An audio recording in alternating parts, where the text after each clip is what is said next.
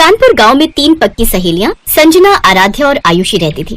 वो तीनों एक ही स्कूल में एक ही क्लास में पढ़ती थी। छुट्टी के बाद वो तीनों एक साथ बाहर निकली। वो देखो, हमारे बर्गर वाले चाचा आ गए। ये बिल्कुल टाइम पर आते हैं हमेशा। वो तीनों बर्गर वाले के पास चली गई। बोल संजना, क्या खाएगी तू, बर्गर, मोमोज या पानी पूरी? इतने में उसे थोड़ी दूरी पर एक दूसरी लड़की बीच में बोल पड़ी। अरे वो बेचारी क्या बताएगी, वो तो बेचारी तुम दोनों के सहारे चाचा के बर्गर के ठेले के पास आ जाती है। अगर तुम दोनों अमीर सहेलियां उसकी जिंदगी में ना होती तो वो आज तक बर्गर की शक्ल तक नहीं देख पाती। इतना सुनते ही आराध्या और आयुषी मुस्कुराई और उस लड़की के पास चली गई। आप दोनों मेरे पास क्यों चली आई? जाओ जाओ, अपनी गरीब सहेली को बर्गर पिज्जा खिलाओ।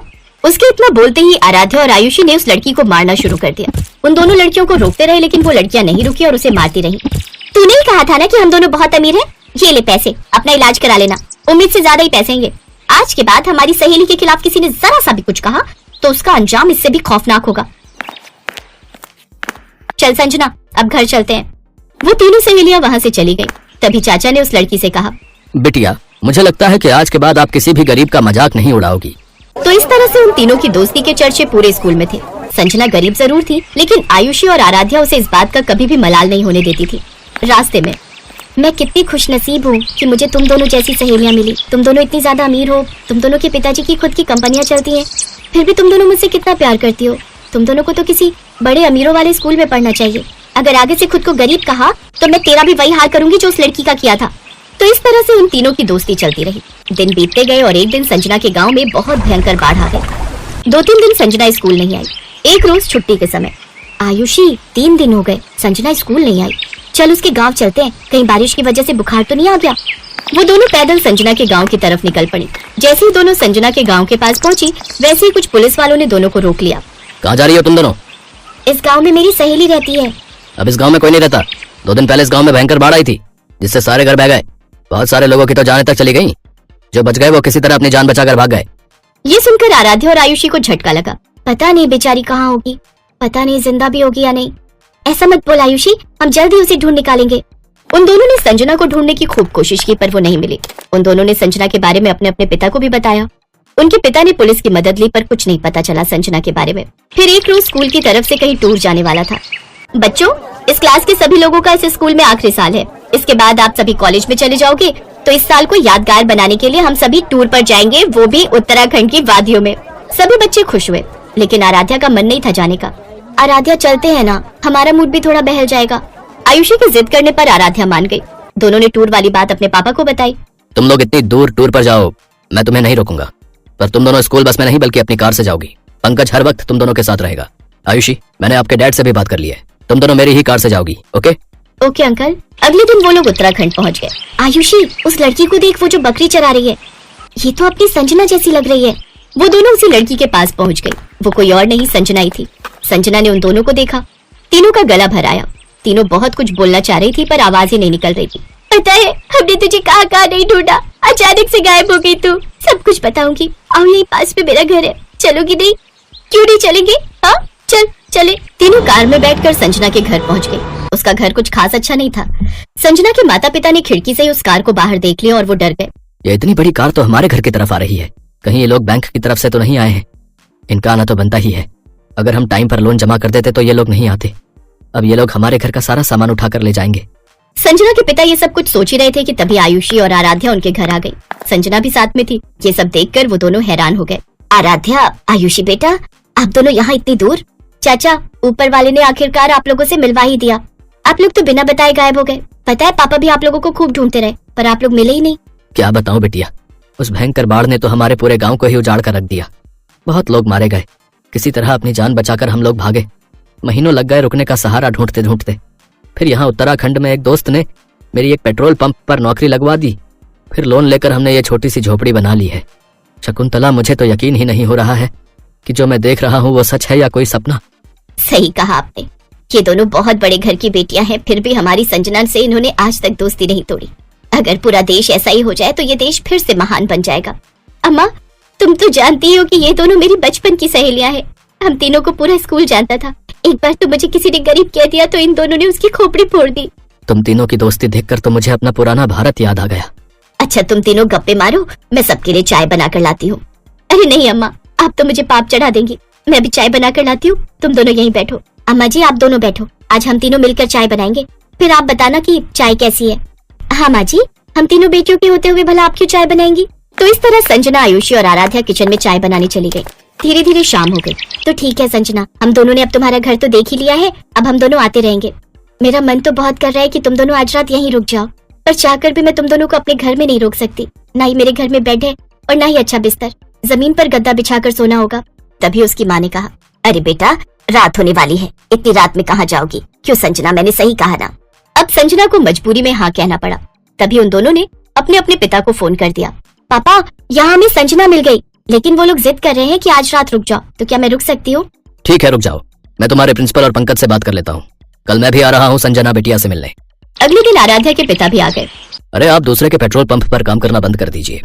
मैंने अपने गांव के पास ही पेट्रोल पंप खोला है, आप लोग वहीं वापस चलिए, क्योंकि वो पेट्रोल पंप आपको ही मैनेज करना है।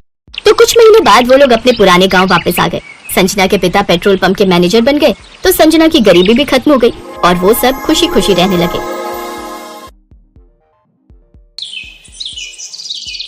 कविता, कविता, आजा।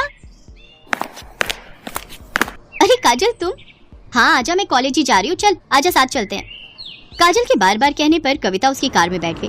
उस महंगी कार को काजल का ड्राइवर चला रहा था और पीछे काजल और कविता बैठी थी। अरे वाह यार काजल, तेरी गाड़ी तो बहुत शानदार है। हाँ, मेरे पापा की है, वो आज फैक्ट्री नहीं गए तो उन्होंने ड्राइवर भैया से कहा कि मुझे कॉलेज छोड़ा है। सही है यार, मैं तो इतनी महंगी कार में पहली बार बैठी हूँ। अरे अब तो बैठते ही रहेंगे, अब तुम मेरी दोस्त बनोगी। काजल और कविता एक ही कॉलेज में पढ़ते थे। अभी 4-5 दिन पहले ही उन्होंने एडमिशन लिया था। धीरे धीरे काजल और कविता बहुत अच्छी सहेलियां बन गईं। वैसे काजल बहुत ही अमीर घर से थी।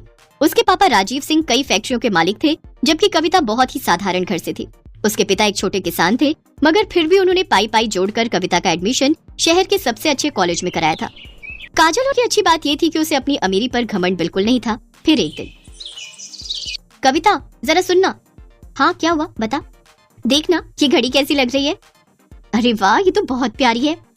ये मैंने तेरे लिए ली है, जरा पहनकर दिखा। नहीं यार, मैं कैसे इतनी महंगी घड़ी। चुप कर और चुपचाप पहन ले, और ज्यादा मत सोच। जब तेरा मन करे तो मुझे भी दे देना कुछ। पर मेरे पास तुझे देने के लिए कुछ भी नहीं है। चल बहानेबाज, अभी मत दे, पर कभी तो दे देना। अच्छा ठीक है। गुजरते वक्त के साथ दोनों की दोस्ती और गहरी होती गई। दोनों का ज्यादातर वक्त एक दूसरे के साथ ही बीतता था।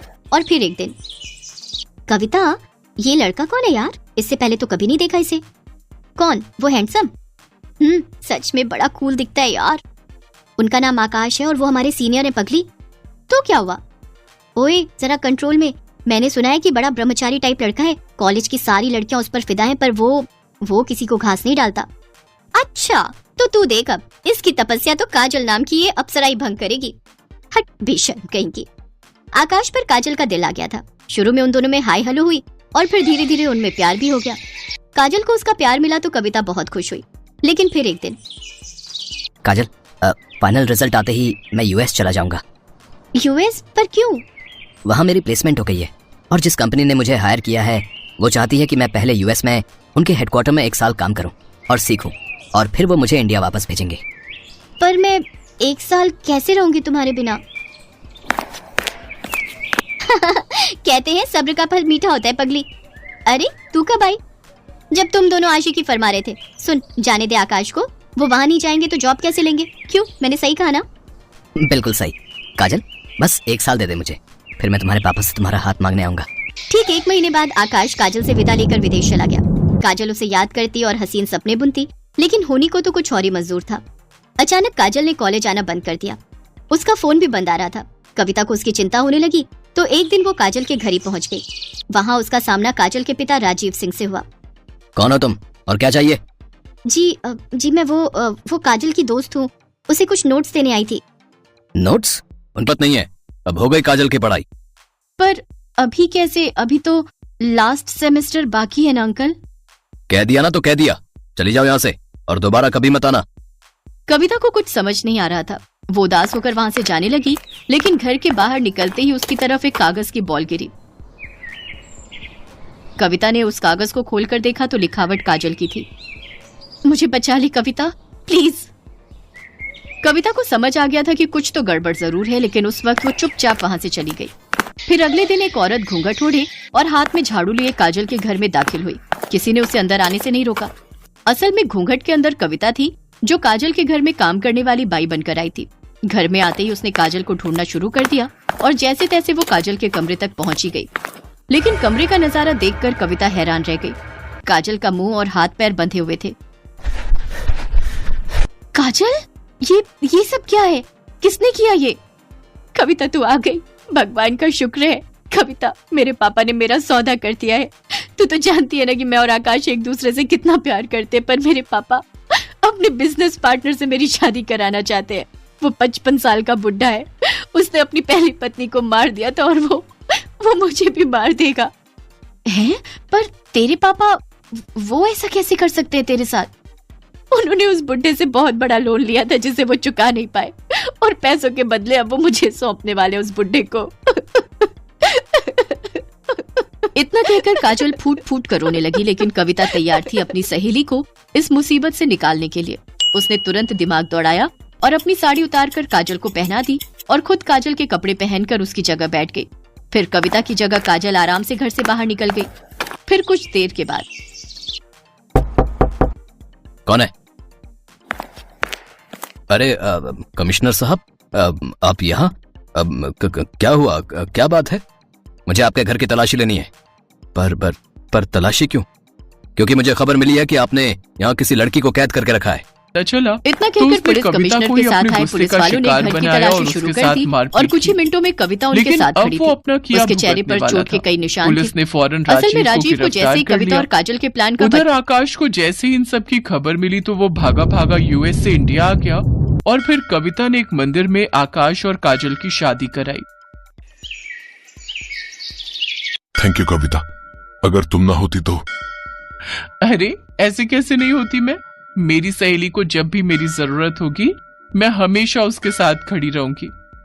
इतना कहकर कविता ने काजल को गले से लगा लिया और काजल बस यही सोच रही थी कि जो तोहफा कविता ने उसे दिया है, क्या वो कभी उसकी बराबरी कर पाएगी।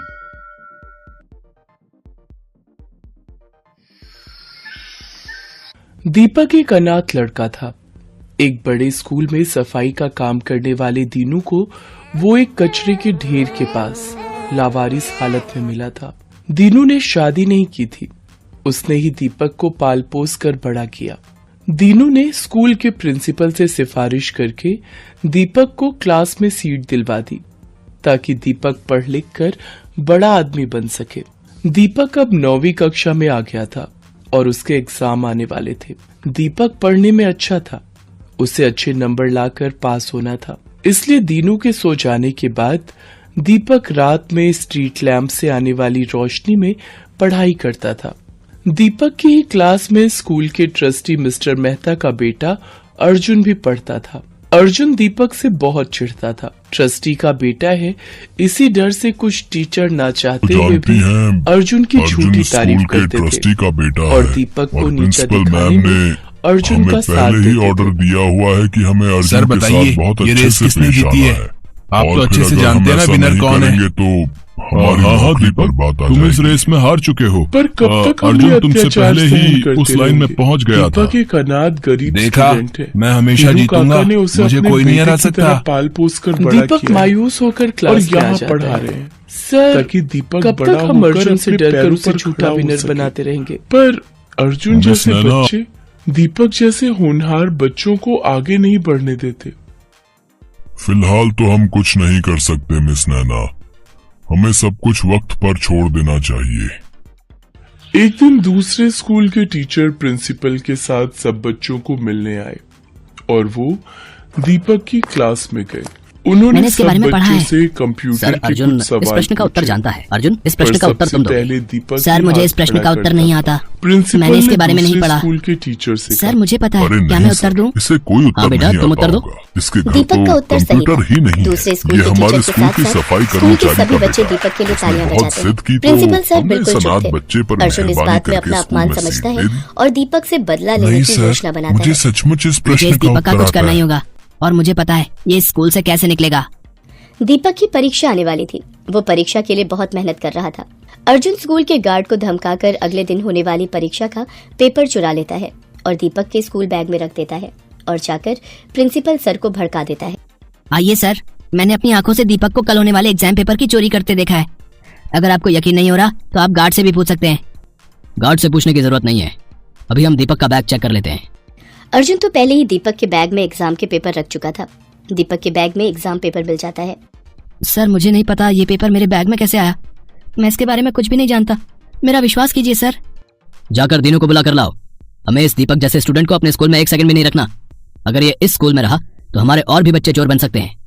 सर मेरा दीपक चोरी नहीं कर सकता, ये ऐसा नहीं है, मेरा विश्वास कीजिए। बाबा मैंने चोरी नहीं की, मुझे नहीं पता मेरे बैग में ये पेपर कहाँ से आया।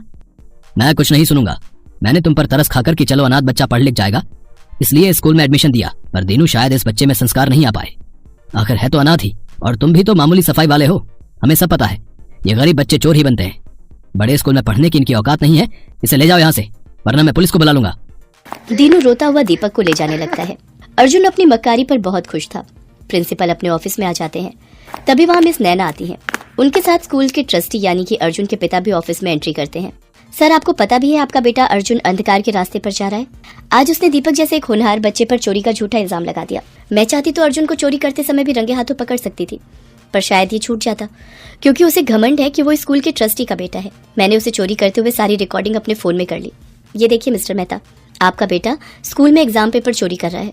क्या आप चाहते हैं कि वो बुराई के रास्ते पर जाए और एक दिन आपका नाम मिट्टी में मिला दे? मैं चाहूँ तो इस वीडियो को पूरे स्कूल में दिखा सकती हूँ, पर आप जानते हैं कि आपकी कितनी बदनामी होगी।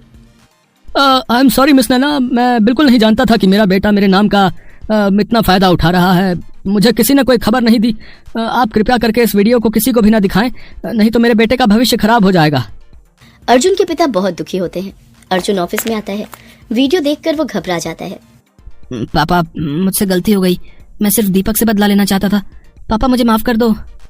दीपक जैसे होनहार बच्चे पर चोरी का इल्जाम लगाते तुम्हें शर्म नहीं आई है? तुम्हें अपना बेटा कहते हुए मुझे सचमुच बहुत शर्मिंदगी महसूस हो रही है। मैं तुमसे अब कभी भी बात नहीं करूंगा। तुम जैसे चाहो अपनी लाइफ को जी सकते हो। अब तुम्हारी मम्मी और मैं तुमसे कोई मतलब नहीं रखेंगे। नहीं पापा ऐसा मत करो, मैं आपसे और मम्मी से बहुत प्यार करता हूँ, मुझे माफ कर दो, मुझसे गलती हो गई। गलती तो हम सबसे हुई है। शायद अर्जुन के बिगड़ने में सबसे बड़ा हाथ मेरा है। हमने हमेशा अर्जुन को गलत करने में बढ़ावा दिया।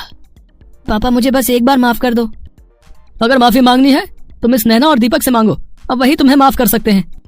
नैना मैम मुझे माफ कर दीजिए, आप प्लीज ये वीडियो किसी को मत दिखाना। नहीं अर्जुन बेटा, मैं ये वीडियो किसी को नहीं दिखाऊंगी। मैं तुम्हारी गुरु हूँ और तुम्हें सही राह पर लाना मेरा फर्ज है। अर्जुन दीपक से माफी मांगता है। दीपक मुझे माफ कर दे मेरे दोस्त। मैंने तो तुम्हें कब का माफ कर दिया अर्जुन, और दोस्तों को गले लगाते हैं उनसे माफी नहीं मांगते। इतना कहते ही दीपक अर्जुन को गले से लगा लेता है। उन दोनों को आपस में गले लगता देख स्कूल का सारा स्टाफ और दीनू बहुत खुश होता है। Best buddies. Hello friends, thanks for watching this video. अगर आपको ये वीडियो पसंद आया है तो प्लीज लाइक, सब्सक्राइब, कमेंट्स करें इस वीडियो पर, और हाँ, शेयर करना भी ना भूलें। और भी मजेदार वीडियो देखने के लिए नीचे दिए गए बेल आइकॉन को दबाएं। देखते रहिए बेस्ट बडीज।